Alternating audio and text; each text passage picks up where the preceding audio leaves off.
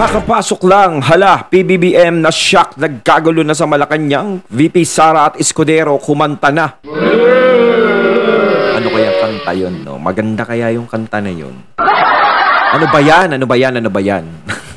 At syempre, itong balitang ito ay nagmula kay Banat News Updates. At ilalagay ko sa description box ang link ng channel ni Banat News Updates para maging updated po kayo sa mga balita na kanyang inihahatid sa atin.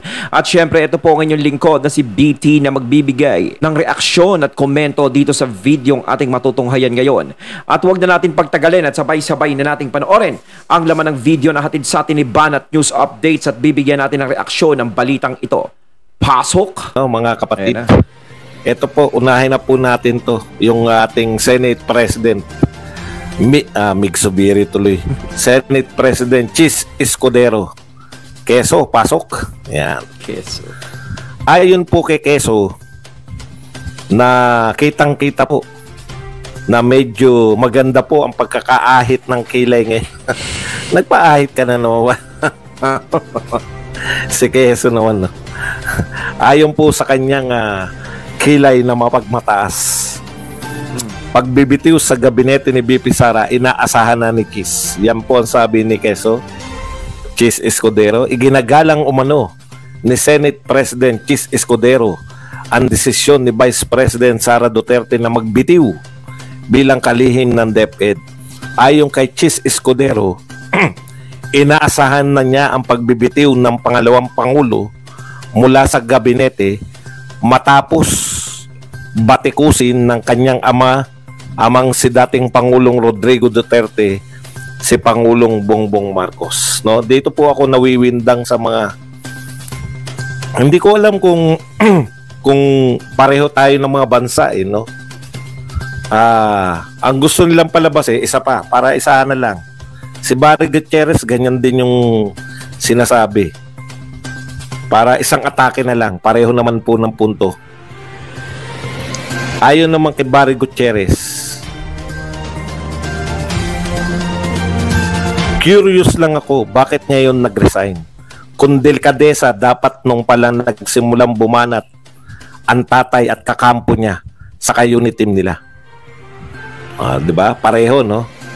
So, in-expect na ni Chis Escudero na magre-resign si Sara Duterte buhat nung bumanat si Tatay Digong, no? Ganon din to si Barry Gutierrez. Ang pinalalabas nila, bumanat na si Sara Duterte. Dapat nga may delikadesa siya. Dapat noon pa nag-resign na, no? Parang ang pinalalabas nila out of the blue, walang kaabog-abog, biglang bumira si President Duterte.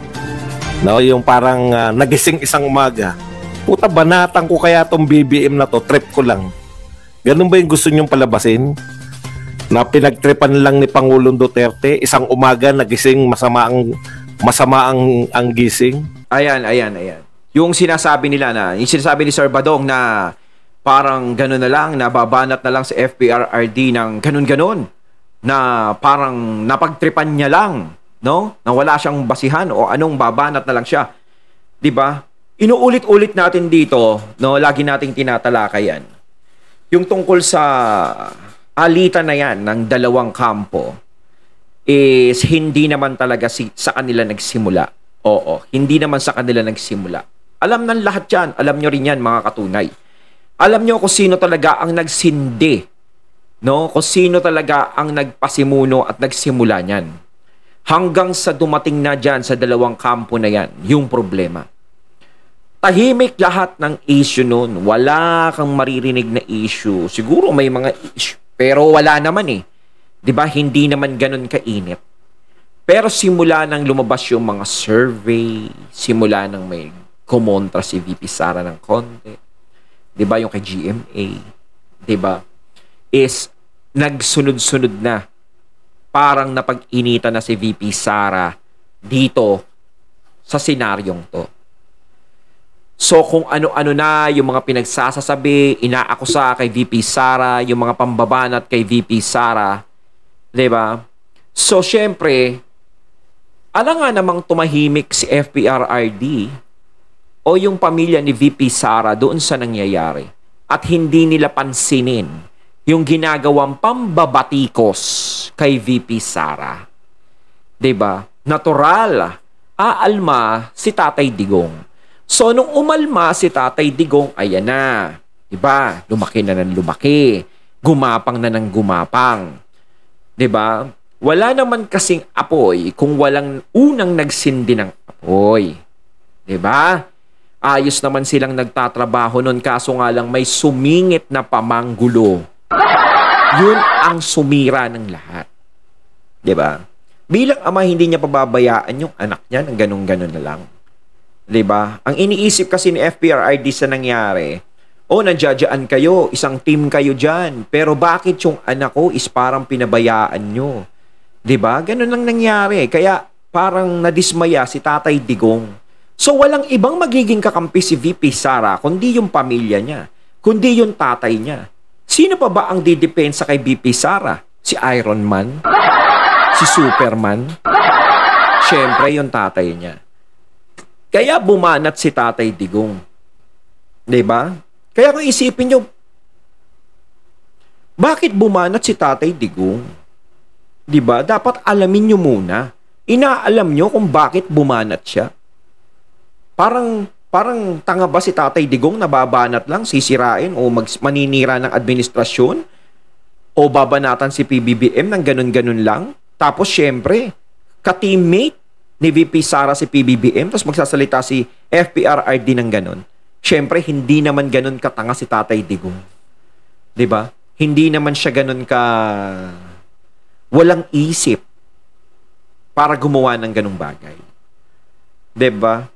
Pero yung sinasabi nila na, nagbitaw ngayon. Alam na natin, magbibitaw. O sige, magbibitaw.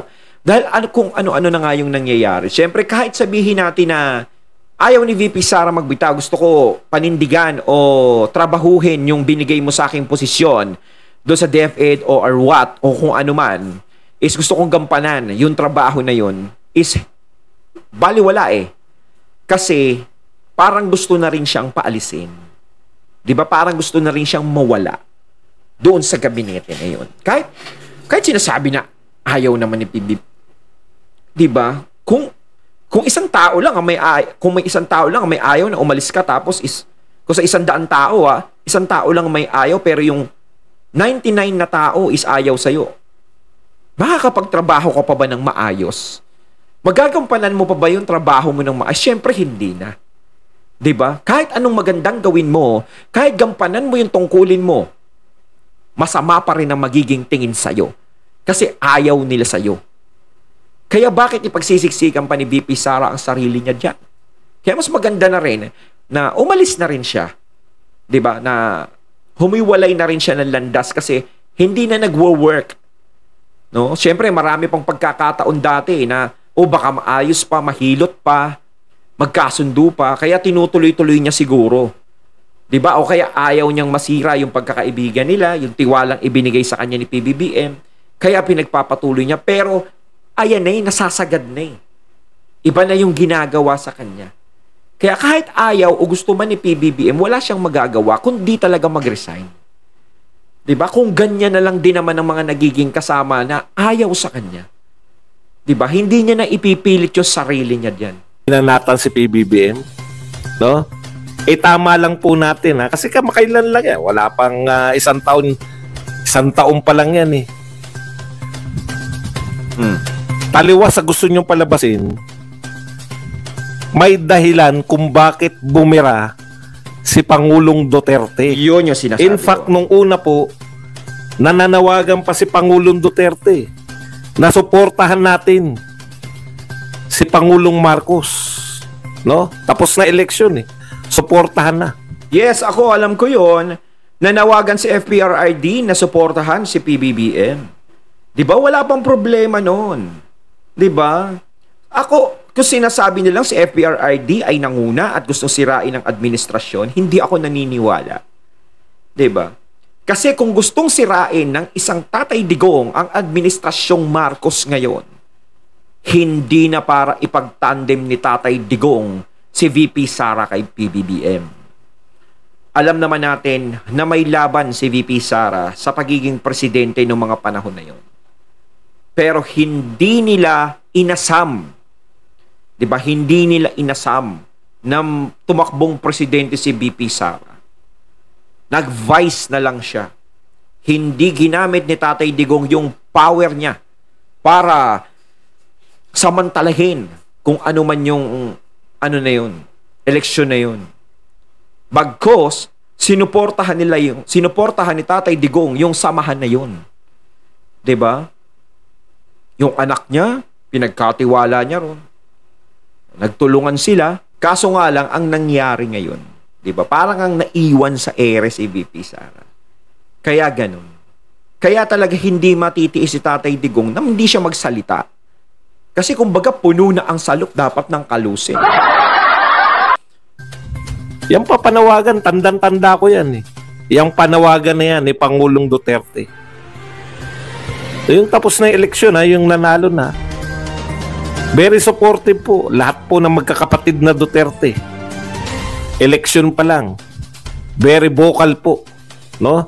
Very vocal po yung magkakapatid na Duterte sa pagsuporta kay Bongbong Marcos.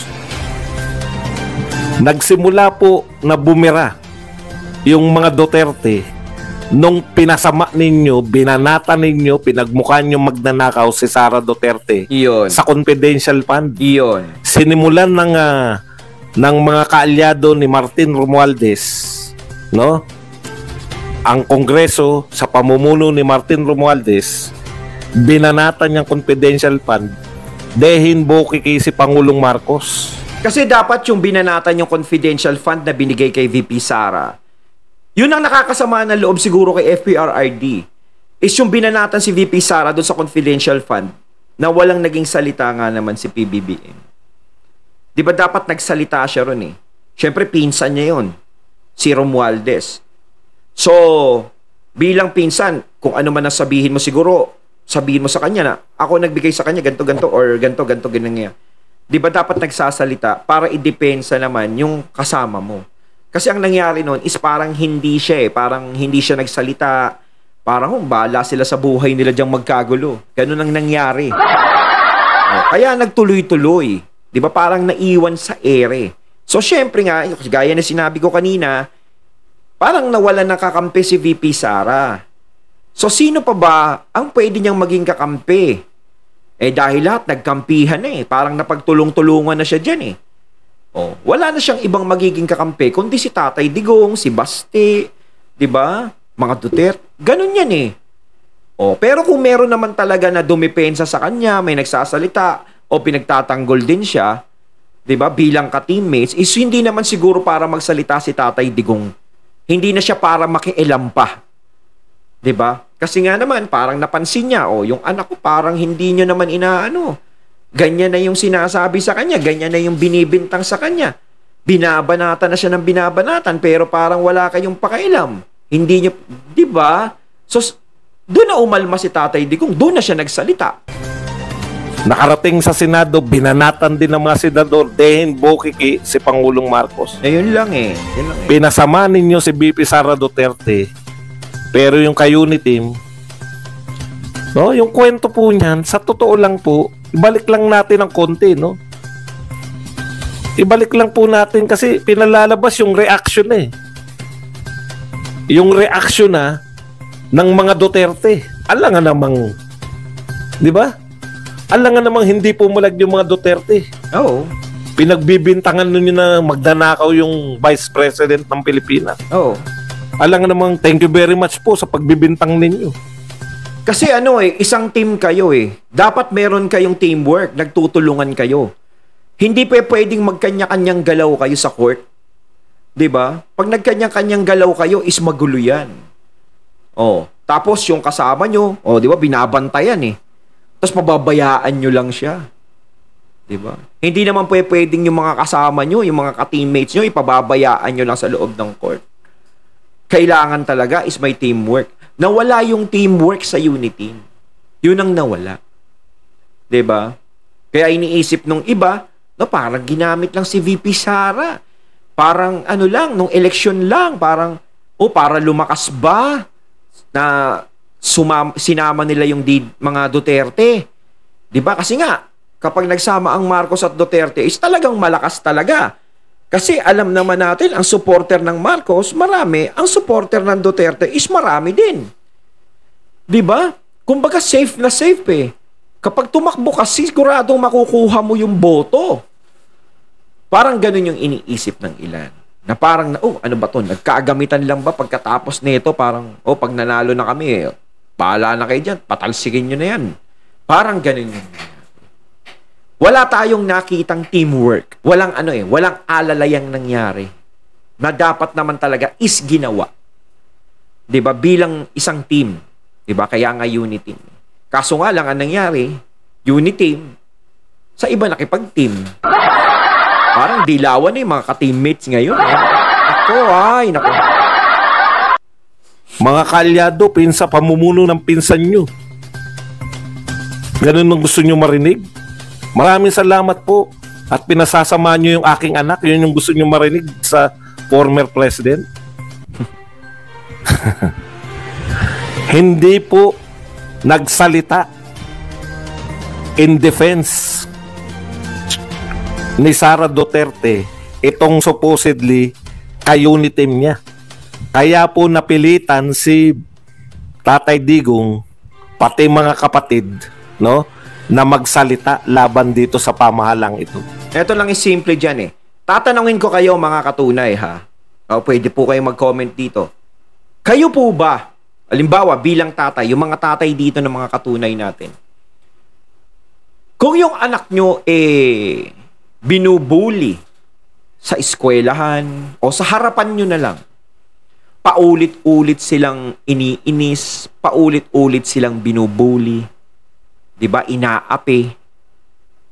Bilang ama, hindi nyo pa ipagtatanggol yung anak nyo. Panonoorin nyo na lang ba na api-apihin siya? Panonoorin nyo na lang ba na ibuli-buli siya sa harapan ninyo? At panonoorin nyo na lang ba na pagbintangan siya ng kung ano-ano sa harapan nyo? Siyempre bilang ama, hindi. 'Di ba? Ipagtatanggol mo yung para sa akin. Kayo, ganon din ba ang gagawin nyo? Ipagtatanggol nyo rin ba sila? Ipaglalaban nyo ba? Kasi kapag di mo pinagtanggol yung anak mo, parang, yan? Batang Quiapo? Si Rigor tsaka si Tanggol? Ganon ba yun? Di ba? Natural ipagtatanggol yan. Huwag niyong babaliktarin Chis Escudero at Barry Gutierrez. Huwag niyong babaliktarin na nagpasimula ng lahat mga Duterte. In fact, very supportive na yung mga Duterte. Alam nyo kasi, sinasabi nila, nagsimula ang away yung mga Duterte. Diba? Parang syempre, parang sip-sip na lang yung mga ganun bagay. Papalakas ba kayo? Nagpapalakas ba kayo sa administrasyon? Ganyan. Sana inaalam nyo muna, no? Diba? Dapat ibalik nyo time, space, warp. Diba? Ibalik nyo kung paano nagsimula yan. Baka malaman nyo. Baka hindi nyo nasubaybayan. Baka busy kayo, diba? Kaya hindi nyo alam kung sino talaga yung nauna. Anong gagawin nyo? Pinasasama nyo si Sara Duterte. Alam nyo, sa totoo lang, humingi ng pondo si Sara Duterte. Binigyan ng Pangulo ng Pilipinas. Ikaw na nagbigay, no? BBM, ikaw na nagbigay. Tapos mga kaalyado mo bumira. Pinsan mo ang bumira. Dapat si mga kaalyado mo sa Senado. Tapos palalabasin ito ni Quezon na gentleman waiter. Gentleman daw siya eh. Gentleman waiter ni First Lady. Ha? Palalabasin mo na ang may kasalanan, ang naunang bumira, yung mga Duterte. Excuse me po. Sa totoo lang po tayo. Hindi naman ang paglilingkod mo. Kilay Chis Escudero. Kilay? Yan ba ang servitude? Siya pa kagad ang unang no? Okay, tignan po natin. Tahasan po naming sinasabi sa inyo, no? Ikaw, gentleman waiter, Chis Escudero, tahasan namin pinabubulaanan yung sinasabi mo. no? Buhat ng bumira. Ang unang napilitang pong bumira ang mga Duterte in defense of Sara Duterte. Wala nagtatanggol eh. Buti pa tayo, alam natin kung sino yung nauna, no? Pero sila siguro, kahit alam nila, sinasabi nila, hindi pwede. Kailangan Duterte ang nauna. Diba? Wala kayong balls. Grabe naman. It's unfair. It's unfair. Isolated eh. Matatag lang si Sara Duterte talaga eh. Hindi lang nila kayang gibain. Pero sa totoo, wala nagtanggol. Oh, wala. Kinayang mag-isa. Hindi papayag yung pamilyang Duterte na api-apihin ninyo matapos nyong gamitin sa politika. So, ibig sabihin, si VP Sara, di ba, wala na dyan sa gabinete. Talagang malinaw na talagang matinding labanan to sa 2028. Di ba? Duterte talaga. Kaha ng Duterte, kaha ng Marcos. Kung sino talaga ang pinakamatindi. Di ba? Yung kasagutan ng taong bayan, kung sino ang malakas, doon talaga masasagot yan.